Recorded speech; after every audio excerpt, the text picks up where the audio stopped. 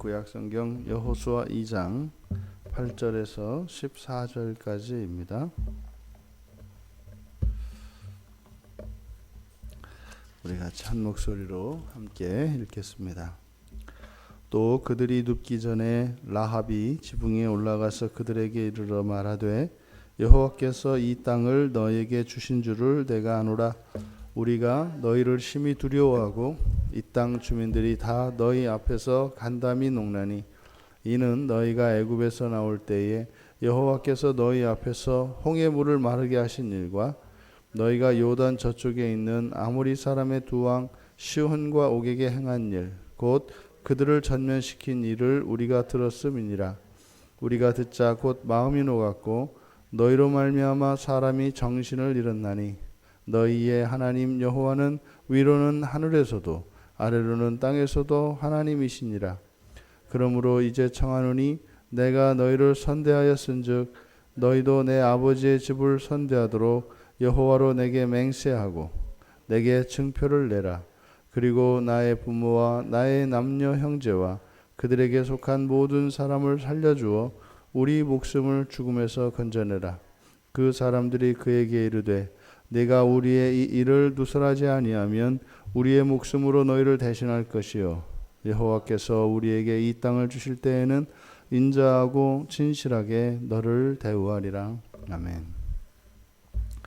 라합과 라합에게 정탐꾼들이 약조한 내용을 담고 있습니다. 이것은 마치 예수님께서 우리에게 주신 구원의 약속과 같은 것이지요.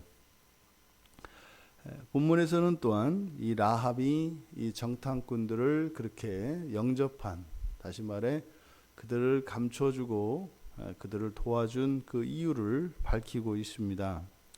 라합이 지붕에 올라가서 그들에게 이르러 말하되 라고 하는 이 뒤에 있는 내용은 신앙 고백입니다. 내가 왜 이 위험을 무릅쓰고 당신들을 이렇게 영접했는가, 그 이유를 말하는데, 첫째로는 여호와께서 이 땅을 너에게 주신 줄을 안다. 그러니까 이 땅에 하나님의 통치가 임할 것을 믿고 있습니다. 우리가 마찬가지죠.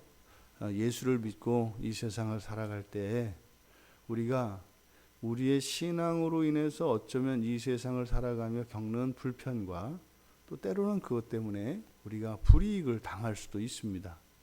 근데 라합이 이렇게 위험을 감수했던 것처럼 그렇게 우리가 일상 속에서 신앙으로 인해서 불편을 겪는 또 손해를 감수해야 하는 이런 일들이 전혀 손해로 여겨지지 않는 이유는 무엇이에요?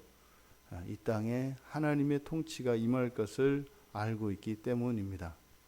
어저께 그 북한의 김정은과 남한의 우리 문재인 대통령이 만났다고 해서 지금 판문점 주변에 있는 땅값이 벌써 3배, 4배 뛰었다고 합니다. 왜요? 통일이 될 것을 믿기 때문입니다. 그러니까 우리의 믿음은 반드시 어떠한 행동들을 유발하게 되어 있습니다. 그리고 그런 변화를 일으키게 되어 있습니다. 그러니까 라합이 그렇게 위험을 감수했던 그것이 여호와 하나님의 통치가 임할 것을 믿는 것이었습니다. 그리고 뒤이어서 우리가 너희를 심히 두려워하고, 그러니까 또 하나의 이유는 두려움이었습니다. 그러니까 첫 번째는 여호와의 통치에 대한 믿음이 있었고, 두 번째로는 두려움이었습니다. 근데 이 두려움은 심히 두려워했다 이렇게 되어 있는데 그대로 직역하면 그렇게 되어 있습니다. 너희의 두려움이 우리에게 내려앉았다. 그러니까 이것은 마치 12 정탐꾼이 이스라엘을 가나안 땅을 맨 처음 정탐했을 때 그때의 그 두려움을 상기시키는 것입니다. 그때 이스라엘 백성들은 정말 메뚜기 같이 느껴졌고 자신들은 거인 앞에선 메뚜기, 그래서 이제는 정말 죽을 수밖에 없는, 그때 이스라엘 백성들이 가나안 땅 가나안 거민들에 대한 정탐 보고를 들었을 때 가졌던 그 두려움, 그것이 고스란히 이제 이들에게 임했다라는 것을 의도적으로 여호수아는 기록하고 있는 겁니다. 그걸 보고요. 아, 옛날에 우리가 겪었던 그 두려움을 이제는 가나안 족속들이, 그러니까 뭐겠어요? 그때 당시에 무서워가지고 광야길로 되돌아설 것이 아니라 사실은 그대로 우리가 가나안 땅에 들어왔다면 정말 이런 두려움을 가져야 하는 것은 우리가 아니고 이들이었구나. 그것을 지금 40년이 지난 시점에서 이것을 깨닫고 있는 겁니다. 그리고 이제 세 번째로 너희 옆에서 간담이 녹나니, 이게 이제 의역한 겁니다. 이제 간담은 우리의 간을 말하지 않습니까? 간과 쓸개를 간담인데 본문에는 없습니다. 의역한 겁니다. 여기서 간담이 녹았다. 이거는 완전히 절망한 상태를 말하는 거죠. 간담이 녹았다.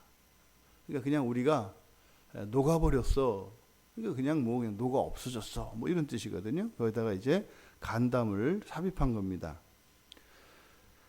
이런 간담이 녹고, 또 뒤에 11절에 보면 마음이 녹고, 그리고 정신을 잃었다. 이게 지금 이제 다 절망한 상태를 나타내는 표현들입니다. 간담이 녹고, 마음이 녹고, 정신을 잃고. 이때 정신을 잃다라고 하는 이 말은 이 정신으로 번역한 요 단어가 루아흐입니다. 루아흐. 그래서 생기가, 이 루아흐가 일어나지를 않았다, 이런 거예요. 그러니까 살아있긴 살아있는데 어떻게 해요? 기력이 완전히 쇠진했다. 뭐 이렇게 지금 이야기하는 겁니다. 이것이 극도의 절망 상태에 있는 사람의 상태를 나타내고 있습니다. 그러니까 하나님께서 이 땅을 통치하실 것, 다시 말해 이스라엘이 이 나라의 주인이 될 것을 믿었고, 그 다음에 이 두려움이 완전히 그들을 엄습했고, 그래서 그들은 삶에 대한 어떠한 소망도 가질 수 없게 되었던 겁니다. 이 상황에서 라합은 바로 이 정탐꾼들을 도우면, 다시 말해 살아날 수 있는 유일한 길은 바로 이 정탐꾼들을 영접하는 것이겠구나 라고 하는 것을 확신하게 된 겁니다. 그래서 구원받기 위해서 너희들을 내가 도와준 것이다, 이렇게 이야기를 합니다. 이 라합의 이름이 넓다라고 하는 의미인데, 요게 그 아기 참새가 이렇게 입을 벌리는 그 모습에서 만들어진 단어입니다. 그러니까 아기 새들이, 그 어미 새가 이렇게 먹이를 들고 오면 그 있잖아요, 짹짹짹짹 하면서 그 먹이를 달라고 입을 한껏 벌리는 모습 있지 않습니까? 거기에서 만들어진 단어가 이 라합이거든요. 이 라합은 넓다는 의미인데 입을 크게 벌렸다는 의미예요. 그러니까 무엇을 달라고, 그러니까 구원을 간절히 원하는 그런 사람, 이게 라합으로 볼 수 있습니다. 그러니까 아기 참새가 어미가 먹이를 주지 않으면 굶어 죽을 수밖에 없습니다. 이 라합도 지금 여리고의 창기로서 비천한 신분이고, 또 이렇게 근근히 자신의 몸을 팔아서 먹고 사는 라합이 이제는 살아갈 소망이 없습니다. 뭐 사실은 그 인생에 대해서 뭐 이렇게 소중히 여길 만한 것이 다른 사람들이 보기에는 없어 보입니다. 그런데 말입니다, 지금껏 그렇게 비참하게 살아왔던 자신의 비참한 삶보다 이제 곧 이 여리고성에 임할 그 하나님의 심판이 훨씬 더 두려웠던 거죠. 하지만 그 두려움 속에 지금껏 가져보지 못했던 새로운 소망을 가지게 된 겁니다. 그래서 이 여인은 이 정탐꾼들에게 자신과 자신의 아버지의 집을 선대하도록 요구합니다. 이 라합의 요구를 보면 12절에 먼저 자신이 한 일을 선대했다라고 이야기를 합니다. 선대했다. 내가 너희를 선대하였은즉 너희도 내 아버지 집을 선대해라. 그러니까 지금 언약 장면이죠. 내가 이렇게 했으니까 너희도 이렇게 하는 것이 당연하지 않겠느냐. 그런데 여기에 선대했다라고 번역되어진 이 단어가 헤세드입니다. 헤세드. 그러니까 하나님의 자비를 나타내는 말이죠. 헤세드. 이게 14절의 끝에서 이 정탐꾼들이 약속할 때 이 땅을 여호와께서 우리에게 이 땅을 주실 때에 인자하고 진실하게, 인자하고 이게 똑같은 선대와 같은 단어입니다. 이게 우리말에서는 번역을 이렇게 했을 뿐이에요. 그러니까 똑같이 헤세드 하였으니까 헤세드 하겠다. 그러니까 내 말대로 하겠다. 이런 겁니다. 그리고 여호와로 내게 맹세하고 내게 증표를 달라. 증표는 오트 에메트. 그래서 믿음의 표, 뭐 이런 뜻입니다. 진실, 그 아멘, 아멘, 아만, 에메트, 그 아멘의 그 어원이 되는 그런 단어입니다. 그러니까 여기서 오트 에메트 이렇게 되거든요. 그러니까 이게 14절 끝에 진실이라고 번역되어 있는 이 단어와 똑같은 단어입니다. 그러니까 우리말 성경에는 안 나타나 있지만 헤세드와 에메트가 그대로, 그러니까 헤세드, 내가 헤세드 했으니까 너희도 우리를 헤세드 해라. 그리고 이 에메트의 표를 내라. 그래서 정탐꾼이 그대로 그렇게 이야기를 하는 겁니다. 우리도 이 땅을 우리에게 주실 때 헤세드 하겠고, 그리고 에메트하게 너희들을 대우하겠다. 이렇게 지금 라합과 정탐꾼이 약조를, 언약을 맺고 있는 그 장면을 묘사하고 있습니다. 근데 여기서 참 놀라운 것은 이들을 선대한 것은 라합입니다. 이들에게 자비를 베푼 것은 라합입니다.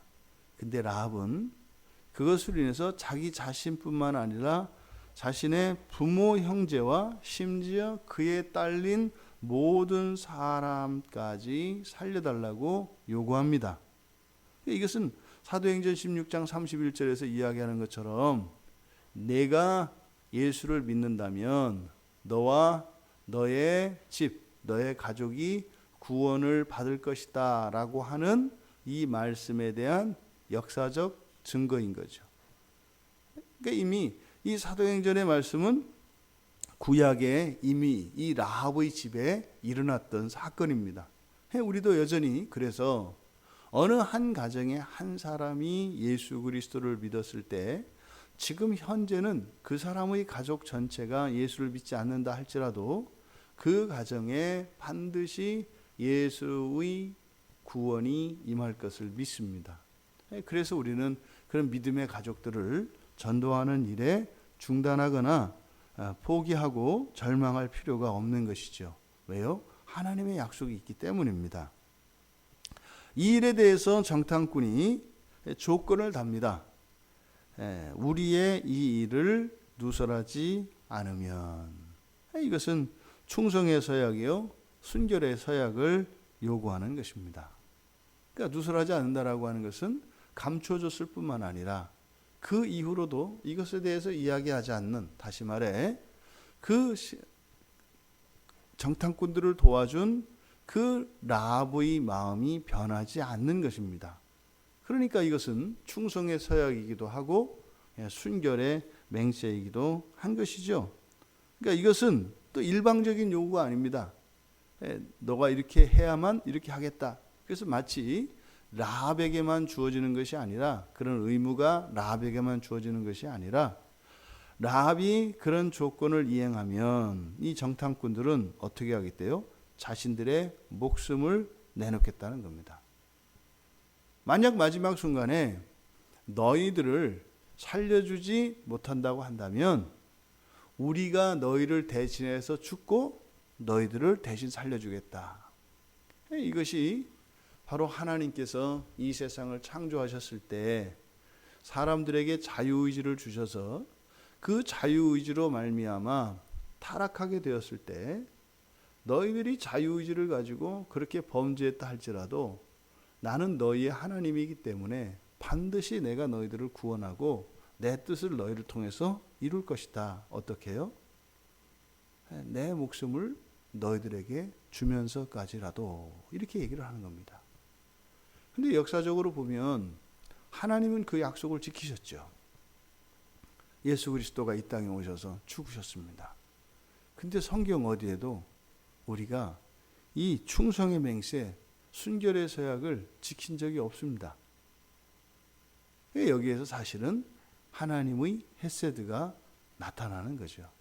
그러니까 라합이 내가 너희를 선대했다라고 하는 이 선대와 지금 정탐꾼이 헤세드하겠다, 인자하게 대하겠다라고 하는 이것은 사실은 똑같은 헤세드는 헤세드인데 질과 그 크기와 규모는 비할 수 없는 것이죠. 그러니까 우리의 작은 인자함을 하나님의 무한하신 인자함으로 갚아주신다는 겁니다. 그러니까 이 세상에서 우리가 하나님을 온전히 영접하고 하나님의 대우를 해드리는 것이 아니라 예수님께서 뭐라고 하셨어요? 이 어린아이, 소자, 이 어린아이를 영접하면 그게 나를 영접하는 거고, 나를 영접하는 거면 하나님 아버지를 영접하는 거다. 이게 하나님이 얼마나 우리를 아주 억지로 구원하시려고 하는지 몰라요. 그러니까 예수님을 이렇게 살아계신 하나님으로 영접하는 게 아니라 사실은 뭐예요? 우리가 살아가는 삶의 현장에서 작은 자들, 어렵고 다른 사람들이 보아서는 가치 없고 별거 아닌 것 같은 그 사람들을 예수의 이름으로 영접하면 그것을 나를 영접한 것으로 인정을 해주겠다는 거예요. 그러니까 우리는 하나님을 하나님으로 온전히 영접한 적이 없어요. 그러니까 사실 이 선대라고 하는 것이 우리들에게 있는 어떤 그 작은 사랑의 실천, 바로 예수 그리스도 때문에 이루어지는 이 작은 사랑의 실천, 그것을 하나님께서는 하나님의 무한하신 자비를 우리에게 주실 수 있는 근거가 된다라고 약속을 하신 것입니다. 여러분, 지금 정탐꾼과 라합이 맺는 약조, 물론 지금 성경은 이 라합이 한 행위를 마치 이 여리고성이 다 무너지고 모든 생명이 멸절당할 때, 진멸당할 때 그녀와 그녀의 가족 그리고 그 식솔들까지 구원받을 만한 일이라고 성경은 이야기하는 것입니다. 실제로 어떻게 그 가치가 같을 수가 있겠습니까?